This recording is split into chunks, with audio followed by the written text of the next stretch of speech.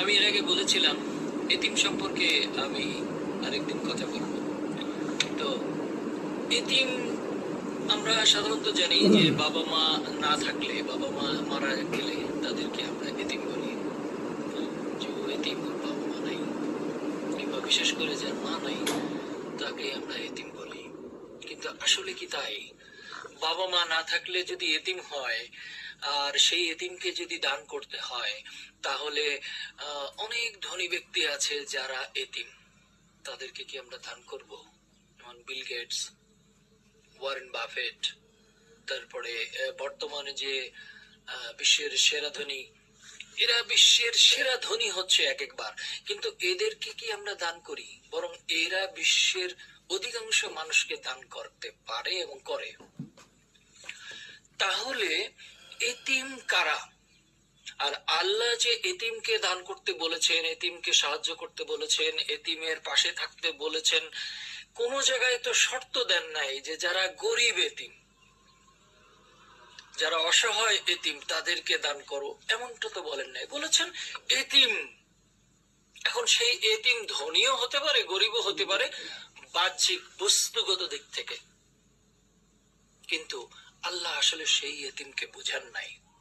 আল্লাহ এতিম বুঝিয়েছেন সেই ব্যক্তিকে যে শহীদ হয়েছে। কি এখন আরেকটা খটকা লেগে গেল, শহীদ হওয়ার পর এতিম মানে কি বুঝলাম না। ব্যাপারটা হচ্ছে যে মৃত্যুবরণ করলে শহীদ হয় না। মৃত্যুবরণ অর্থাৎ কেউ যদি মারা যায় যুদ্ধ করতে, যে যেমন দেশের জন্য প্রাণ দিলে, ভাষার জন্য প্রাণ দিলে আমরা তাদেরকে শহীদ বলেছি।